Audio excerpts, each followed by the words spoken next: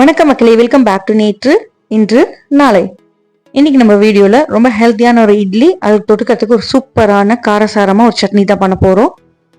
இட்லி பண்றதுக்கு பாத்தீங்கன்னா உங்களுக்கு அரிசியே தேவையில்லைங்க. இந்த சட்னி பண்றதுக்கு உங்களுக்கு தக்காளியே தேவையில்லை. எஸ், நம்ம இன்னைக்கு பண்ண போறது மூங் தால் இட்லி, அதாவது பாசிப்பருப்பு இட்லி. வெறும் பாசிப்பருப்பு வச்சு மட்டுமே பண்ண போறோம். ஸோ இது ஒரு ப்ரோட்டீன் ரிச்சான இட்லி. நீங்க டயட்ல இருக்கீங்கன்னா கட்டாயமா இதை கன்சிடர் பண்ணலாம். இட்லி பாத்தீங்கன்னா நல்லா சாஃப்டாவே வரும். இதுக்கு தொட்டுக்கிறதுக்கு நான் கெம்பு சட்னி பண்ணியிருந்தேன். இது ஒரு கர்நாடகா ஸ்பெஷல் டிஷ். இந்த இட்லியோட ஸ்பெஷாலிட்டி என்னன்னு பார்த்தீங்கன்னா, புளிக்க வைக்க தேவையில்லைங்க. அப்படியே அரைச்சு நீங்க இட்லி பண்ணலாம். உங்களுக்கு பெசரட் ரொம்ப பிடிக்கும்னா இந்த இட்லியை நீங்க ரொம்ப விருப்பப்பட்டு சாப்பிடுவீங்க. கெம்பு சட்னிங்கிறது அதோட கலர்னால வந்தது. யூஸ்வலா கெம்புங்கிறது ஒரு ரெட் கலர் ஸ்டோன். ஸோ அந்த கலர் இந்த சட்னிக்கு வந்ததுனால இந்த சட்னியோட பேரு கெம்பு சட்னின்னு வந்தது. மூங் தால் இட்லி கெம்பு சட்னி எப்படி பண்ணங்கிறத பாக்கிறதுக்கு முன்னாடி நம்ம சேனலுக்கு நீங்க ஃபர்ஸ்ட் டைமா வரீங்கன்னா மறக்காம சப்ஸ்கிரைப் பண்ணுங்க. ரெசிபி பிடிச்சிருந்தா லைக் பண்ணிட்டு ஹைப்பும் பண்ணிடுங்க. முதல்ல நம்ம இந்த பாசிப்பருப்பு இட்லி எப்படி பண்ணலாங்கிறத பாத்துடலாமா? ரொம்ப ரொம்ப சிம்பிள்ங்க. இதுக்கு முக்கியமான இன்கிரீடியன்ட் என்னன்னு பாத்தீங்கன்னா பாசிப்பருப்பு அதுக்கப்புறம் பாசிப்பருப்பு தான். நல்ல குவிச்சா மாதிரி ஒரு கப் அளவுக்கு நான் பாசிப்பருப்பு இன்னைக்கு ஒரு பவுல் எடுத்திருக்கேங்க. 2-3 தடவை வாஷ் பண்ணிட்டு தண்ணி சேர்த்து ஊற வச்சுக்கலாம். 4-5 மணி நேரம் இந்த பருப்பை நல்லா ஊறட்டும். அப்பதான் நம்மளுக்கு காணி வரும். ஊறினதுக்கு அப்புறமா தண்ணி எல்லாத்தையும் ட்ரெயின் பண்ணிட்டு பருப்பை மட்டும் எடுத்து நம்ம ஒரு மிக்ஸி ஜாருக்கு மாத்திக்கலாம். இந்த இட்லியை நீங்க அப்படியே கட் பண்ணி வெஜ்ஜீஸ் கூட சாட்டே பண்ணி கூட சாப்பிடலாம். ரொம்பவே நல்லா இருக்கும். இதுலயே நம்ம கொஞ்சம் ஸ்பைசஸ் எல்லாம் சேர்த்துக்க போறோங்க. காரத்துக்கு நான் 2 பச்சை மிளகாய் சேர்த்திருக்கேன். ஒரு சின்ன துண்டு அளவுக்கு நம்ம இஞ்சி சேர்த்துக்கலாம். தேவையான அளவுக்கு கருவேப்பிலை சேர்த்துக்கோங்க. இட்லிக்கு தேவையான அளவுக்கு உப்புமே நம்ம மாவுல சேர்த்து அரைச்சிக்க போறோம். அப்பதான் நம்மளுக்கு ரொம்ப நீர்க்காது. கொஞ்சமா பெருங்காயம் சேர்த்துக்கலாம். பருப்பு இருக்கும் போது கொஞ்சம் வாய்வுத்தன்மை இருக்கும். இதெல்லாம் அரைக்கிறதுக்கு ஒரு 1/4 கப் தயிர் சேர்த்துக்கோங்க. உங்களால எவ்வளவு நைஸா அரைக்க முடியுமோ அவ்வளோ நைஸாவும் திக்காவும் அரைச்சி எடுத்துக்கோங்க. அரைச்ச இந்த மாவை ஒரு பவுலுக்கு மாத்திக்கலாம்.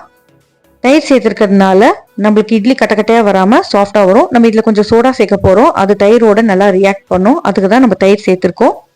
சோடாவும் தயிரும் சேர்க்கறதுனால ரொம்ப நேரம் புளிக்க வைக்கணும்னு அவசியம் இல்லைங்க. அப்படியே அரைச்சிட்டு நீங்க இட்லி பண்ணிடலாம்.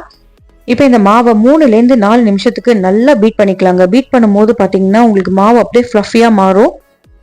இது அப்படியே ஒரு ஓரமா வச்சிடுங்க. நம்ம இந்த மாவுக்கு தாளிப்பு கொடுத்துடலாம்.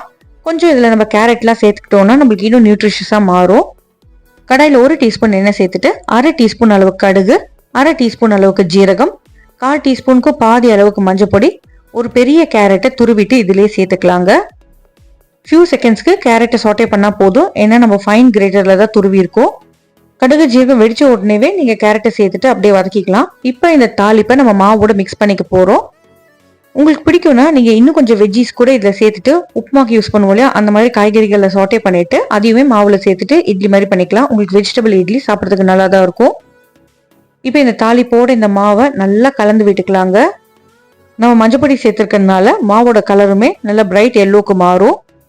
இந்த இட்லி கொஞ்சம் சாஃப்டா வரதுக்கு இதுல ஈனோ, ஃப்ரூட் சால்ட் இல்லைன்னா குக்கிங் சோடா சேர்த்துக்கோங்க. நம்ம தயிர் சேர்த்துருக்கிறதுனால நம்ம சேர்க்கிற குக்கிங் சோடா பார்த்தீங்கன்னா சூப்பரா ரியாக்ட் ஆகி புசுன்னு வரும். ஜஸ்ட் ஒரு 1/2 டீஸ்பூன் சேர்த்தா போதும். அதுவும் நீங்க எப்போ இட்லி பண்ண போறீங்களோ அதுக்கு ஜஸ்ட் பிஃபோர் தான் சேர்க்கணும். மாவுல கலந்துட்டு நீங்க ரொம்ப நேரம் உள்ள வச்சு யூஸ் பண்ணக்கூடாது. குக்கிங் சோடா சேர்த்ததுக்கு அப்புறமா நல்லா கலந்து விட்டுக்கோங்க. நான் இன்னைக்கு ஆப்ப சோடா தான் யூஸ் பண்ணியிருக்கேன். கலக்கும் போதே உங்களுக்கு நல்ல டிஃபரன்ஸ் தெரியுங்க. மாவு நல்லா புசுன்னு பொங்கி வர மாதிரி இருக்கும். இன்னொரு தடவை நல்லா கலந்து விட்டுட்டு இட்லி தட்டில் கொஞ்சமா எண்ணெய் தடவிட்டு கீழே டெக்கரேஷனுக்காக நான் ஒரே ஒரு முந்திரி பருப்பு யூஸ் பண்ணியிருக்கேன். முந்திரி வேணும்னு நினைச்சீங்கன்னா துருவின கேரட், பீட்ரூட் கூட சேர்த்துக்கலாம். இப்போ ஒரு குழியிலையும் மாவு சேர்த்துட்டு இட்லி பாத்திரத்தை கொஞ்சம் அப்படியே சூடாற வரைக்கும் விட்டுட்டு அதுக்கப்புறமா இந்த பிளேட்டை உள்ள வச்சுட்டு கரெக்டா 8-10 நிமிஷம் ஸ்டீம் பண்ணி எடுத்தீங்கன்னா சூப்பர் சாஃப்டான இட்லி கிடைக்கும். நீங்க ரொம்ப நேரம் வச்சாலுமே இட்லி அப்படியே மேல ட்ரை ஆயிடும். ஸோ கரெக்டா டைம் பார்த்து ஆஃப் பண்ணிடுங்க. முடிஞ்ச அளவுக்கு இட்லியை சூடா சர்வ் பண்ணுங்க. அப்பதான் சாப்பிட்றதுக்கு ரொம்பவே நல்லா இருக்கும். இது கூட நீங்க ஒரு காரசாரமான ஒரு சைட் டிஷ் சர்வ் பண்ணணும். தொட்டுக்கிறதுக்கு சட்னி, சாம்பார் ரெண்டுமே நல்லா இருக்குங்க. நான் இன்னைக்கு இந்த இட்லி கூட கெம்பு சட்னி தான் சர்வ் பண்ணேன். டக்கு நீங்க டிசைட் பண்ணிட்டு மார்னிங் ஊற போட்டீங்கன்னா உங்களுக்கு ஈவினிங் இல்ல நைட்குள்ள இந்த இட்லி பண்ணிடலாம். நைட் ஊற போட்டீங்கன்னா நெக்ஸ்ட் டே மார்னிங் பிரேக்ஃபாஸ்ட்க்கு இந்த இட்லி பண்ணிடலாம். நல்ல ப்ரோட்டீன் ரிச்சான ஒரு இட்லி. வெறும் ஒரே ஒரு டீஸ்பூன் எண்ணெயில சுத்தமா அரிசி சேர்க்காம அரைச்சிருக்கோங்க. ஒரு சேஞ்சுக்கு இந்த மாதிரி இட்லிஸ் நீங்க பண்ணி சாப்பிடலாம். அடுத்ததான் நம்ம கெம்பு சட்னி எப்படி பண்ணலாங்கிறத பார்த்தலாமா? இது ஒரு கர்நாடகா ஸ்பெஷல் சட்னி. மிக்ஸி ஜார்ல 1/3 கப் அளவுக்கு பொட்டுக்கடலை, உடச்ச கடலை சேர்த்துக்கோங்க. இது கூடவே அதே அளவுக்கு நம்ம தேங்காய் சேர்த்துக்கணும். அதாவது 1/3 கப் அளவுக்கு தேங்காய் சேர்த்துருக்கேன்.